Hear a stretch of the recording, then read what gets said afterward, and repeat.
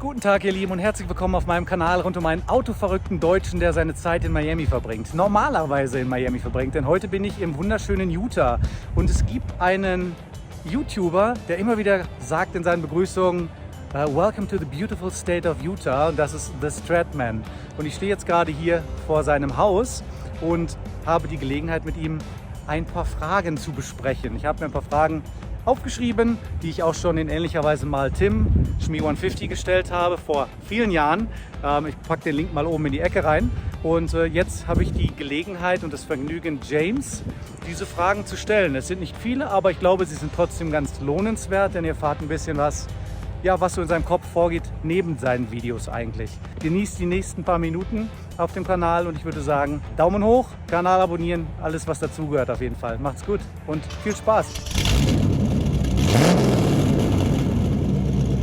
It's just a few questions I would like to ask you. I think a lot of them are pretty interesting for the guys that like what you do on YouTube. Yeah. But let's start with the basic one. How would you introduce yourself to someone who doesn't know what your life is about?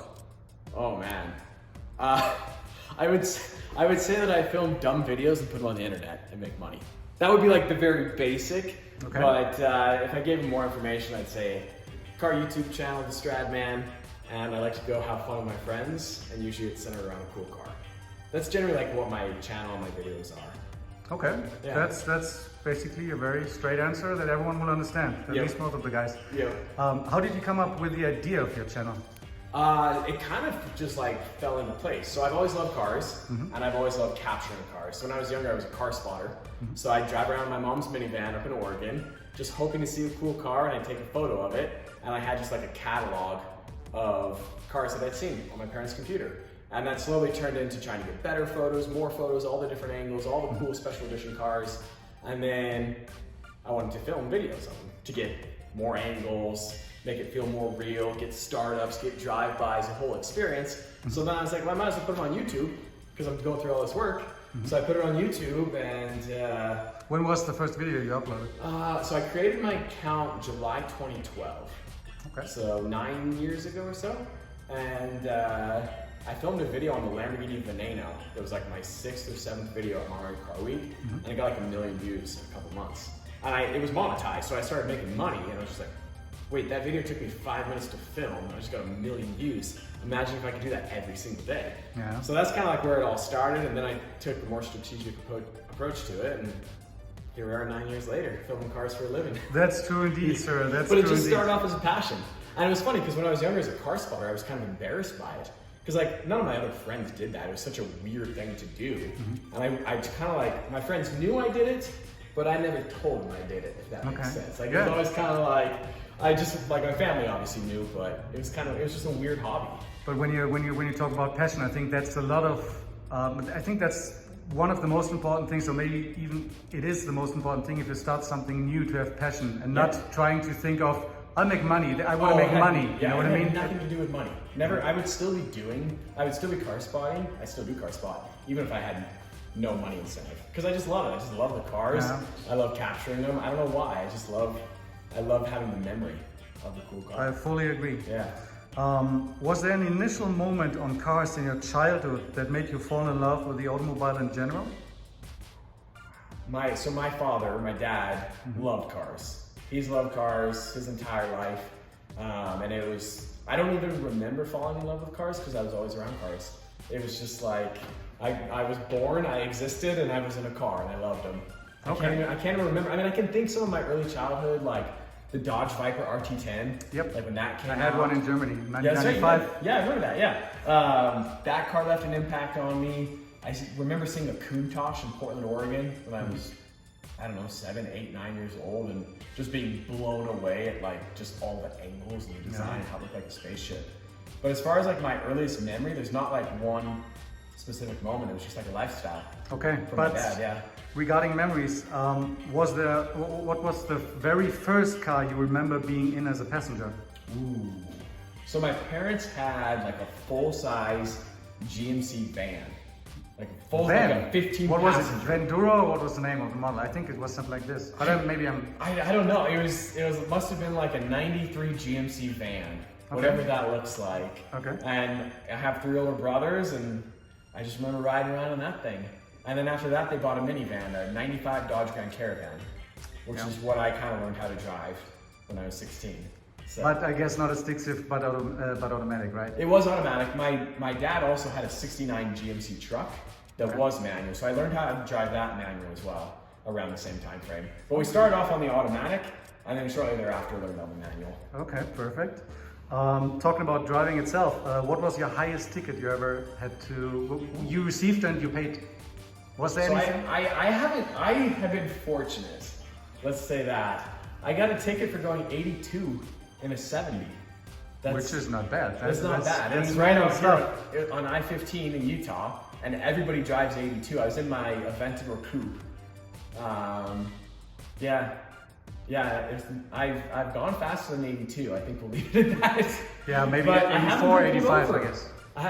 Of course, no higher than that. I haven't Okay, been pulled so no over. Montana racing or whatever? I No, guess. not yet. Okay. Which car of the ones you had the chance to drive within the last years, regardless if owned by you or a friend of yours, is your current favorite? Ooh, man, that's a tough one. So Maybe one of the ones in the back, or maybe Well, this so one I here. mean, I want to take. Can we take my cars out of the equation? Yeah, let's do. Because otherwise, like like, these cars are so special, I would definitely pick this car. Okay. 100%. Okay. But like, taking my personal cars out of the equation just because of what they mean to me because I own them. I visited the guys out in Columbus, the Triple F collection, Yeah. who have so many hypercars. I drove their LaFerrari and their P1 back to back, which is amazing. I drove their Chiron and their Koenigsegg Regera. And I think the P1 of all of them might have been, well, it's such a tough, the Chiron, they're all amazing. I would probably go with they had a Carbon Series P1. In the last year, that was probably my favorite. I drove their Speedtail as well, that was cool. But I think the P1, that might have been the car. Okay.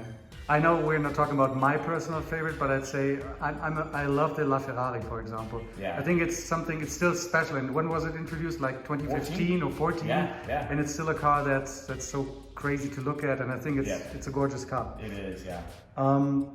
Now the other way around. Is there a car model of any brand you absolutely don't like? Something like the most annoying car? I don't want to trigger anybody. Let's see. I think Tesla owners. Oh. Wait, this is really going to trigger everybody. Tesla owners have a way. They have a certain way that bugs me. They think their cars are the greatest thing in the entire world, and I own one. And they all have vanity plates, by the way. They do. They all have vanity plates. All they can talk about is how they're saving the world. I have a Tesla, so I'm allowed to say this. I think we probably have to be a Tesla. Just because they're overrated. Like, they're good cars, but the owners of them think they are the best thing in the entire world. It's like, they're not that great. Like, you accelerate, like, they're fast accelerating, but after like 3 times, they're kind of sort of boring. Like, you don't, like, I never accelerate hard in that Tesla anymore. I get an Aventador every single time. But that's, I think, the experience in an Aventador is a different one because we have the engine in the back that screams, and you don't have that in an electric car in general, even apart from a Tesla. So much more personality.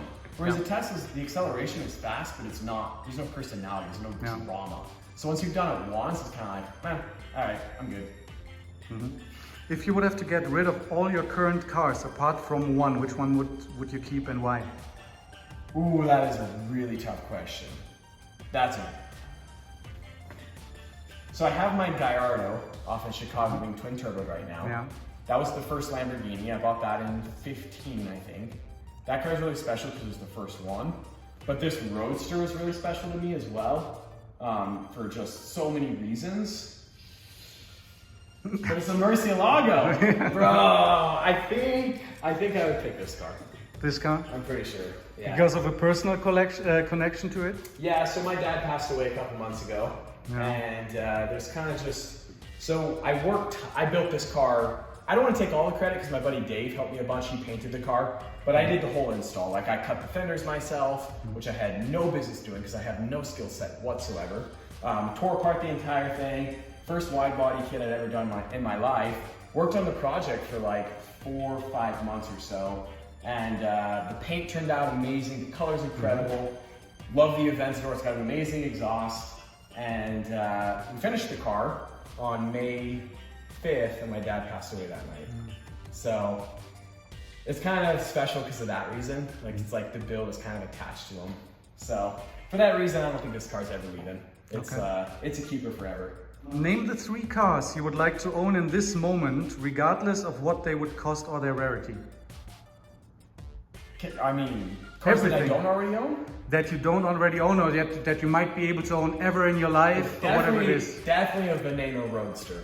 Number 1, Veneno Roadster. Wow, okay. I don't know what it is about that car. It's an Aventador with a body kit. I get that. There's just something about it. But it looks a bit weird from the rear, in my opinion, for example. But anyway, it looks like a spaceship. There's nothing like it on the road. There's only 9 of them in the world. Nobody's ever seen one, basically. I mean, people have, but like I've seen 2. I think there's one in Miami, if I'm not mistaken. There's a coupe. Yep, there's a coupe in Miami. Right. Yep. Okay. There's a Roadster in New York State. That's the only Roadster in North America that I know of. So I think that would be number 1. McLaren F1. I mean, that's. Hey, you said any 3 cars. You're right. You said any 3 cars. We got to go with the Mac Daddy and McLaren F1. That's true. Which is weird how the prices exploded in the last 10 years. What, like 25 million now? Yeah. If it's a bad car, you get it for like 15. Right. It had an accident, got repaired. It's still worth repairing it. It's still making so that'd definitely be there. And then the third one, that's a tough call. What would I choose? Man, put me on the spot. Maybe a Sesto Elemento. Again, Lamborghini. I love Lamborghinis. I got a McLaren in there. I got some British love. But what would your 3 be? Oh God, we're not. I'm not answering that now. No. I'm not doing that. Actually, honestly, I don't know if it would be a Lamborghini, but for sure, La Ferrari. I would definitely say F1. Yep. Okay. So that's definitely. And third one, I really have to think about. I leave the space open, and I have to take some time. Yeah, the third one's tough. Maybe I might. I don't know. It'd be nice to have a Ferrari in there for me too. Like an Enzo, would be amazing. Enzo, I saw an Enzo the other night here in Utah. Craziest thing. Yeah. Yep. That's the usual stuff. Usual stuff you see on the street. Random Enzo in the state of Utah. Yeah. Okay, perfect. So the very last question would be a general one. What would you recommend other YouTubers regarding being successful? Ooh, I'd say the key thing is be yourself. And we talked about, we had one word we used a few minutes back, passion. Passion. That's the thing. For me, like, there's a lot of people who approach me who want to be automotive YouTubers. And they love the idea of making money. They love the idea of being famous, but they don't actually love the cars. Like, I love these cars. I've loved these cars my entire life. And I think that passion shows on camera. You know, like when I drive my Aventador and I accelerate, that laugh I make is so genuine. I do it off camera every single time. I never miss an underpass. And I think that people who truly love Lamborghinis, that's half the reason you own one, because you never miss. Yeah, that's true. So I think that's the key. When I started my YouTube channel, I didn't know I could make money. It was purely because I love the cars. Once I discovered that I made money, I was so excited because I realized that this money could go toward fuel, gas, so I could go to more car shows. That was like my first thought. I was like, man, if I can make $50 off a video, I can go to another car show because that's what it takes to get a tank of gas. You know, so like that's kind of where it all started, and then everything else came from there. And you know, it's a job for sure. Like there are days you wake up and don't want to do it, but at the same time, it's like become a lifestyle. Like it's not work. It's just what I want to be doing. I don't have to think that much about it. Like I wake up and I'm like, okay, what am I doing today for the YouTube channel? What am I doing car related? Because that's all I want to do. I don't know what I would do if I wasn't into cars. I'd be so bored. I don't know. So here's one last question I have actually, but it's a pretty quick answer, I guess. I somehow missed the reason for this piece of paper being on the wall. Oh, that. What is that? So that's a cardboard box. Well, yes, I see that. It blocks a window. There's a window. Oh, really? I thought it's some kind of mythical reason behind it, like being oil on it of a special car or whatever. That's because I'm cheap and I spend all my money on cars. That's what that is for. So I'm renting this house right now, and I'm building a house like that way. Yeah. But to get blinds, because I don't want people to look in the garage and see the cars. To get blinds would cost like a couple $100 or whatever. That was free. So I could take the money that I saved and I could do an oil change or whatever on the car. Perfect. So Yeah. thank you very much for your Yeah, of time. course. It Yeah. was great to have the chance to talk to you again. We have met Yes. years before when your channel was very, very small. Yes, in Germany. In Germany, indeed. Yeah, together with Tim, Shmi 150, and who else was there? Gordon F-Spot. Yeah, F-Spot, Gordon was and there. Alex Penfold and Right. Adam Bornstein. Yeah. Yep, So it's a fun time flies trip. by. Yeah. Yeah. Thanks again, and hopefully see you soon again. Thank you.